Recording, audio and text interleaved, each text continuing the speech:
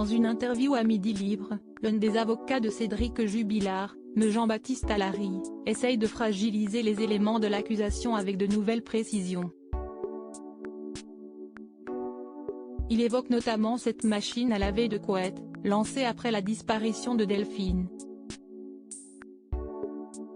Dénuée de scènes de crime et de corps, l'affaire Jubilard se joue pour l'instant sur plusieurs éléments clés permettant de prouver la culpabilité de Cédric Jubilard. L'artisan plaquiste de Cagnac-les-Mines, Tarn, est toujours mis en examen pour homicide par conjoint. Sa Dream Team de 3 avocats pénalistes s'affaire à discréditer les éléments à charge contre son client.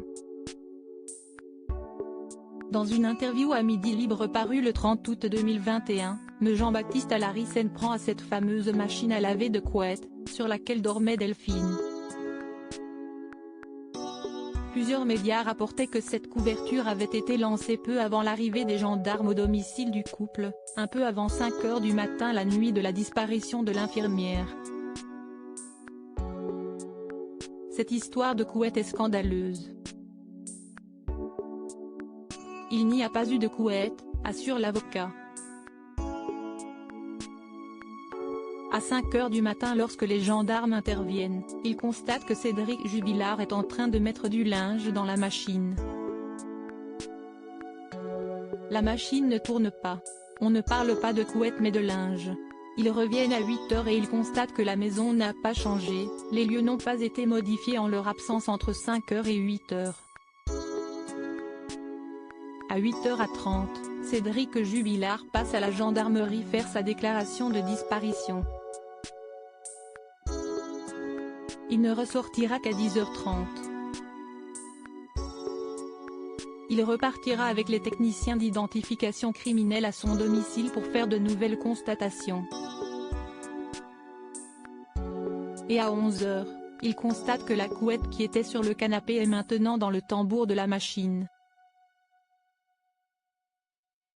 Pourtant, cette couette a bel et bien été retrouvée dans la machine à laver, comme l'annonçait le procureur de la République de Toulouse dans sa conférence de presse. Son siphon et contenu a d'ailleurs été envoyé en juillet dernier pour analyse biologique. Ça s'y estime mystérieux, avoue le pénaliste. La couette a été mise dans la machine à laver dans la matinée. Mais tout ce temps-là, il était à la gendarmerie.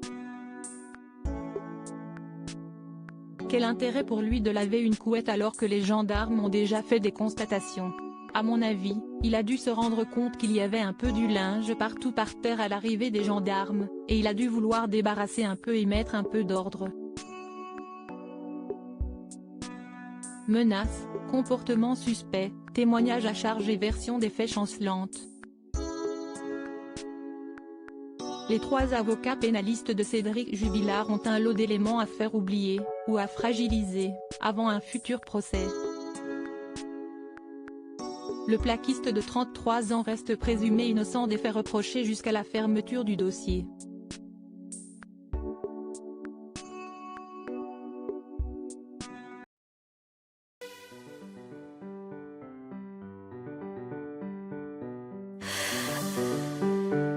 나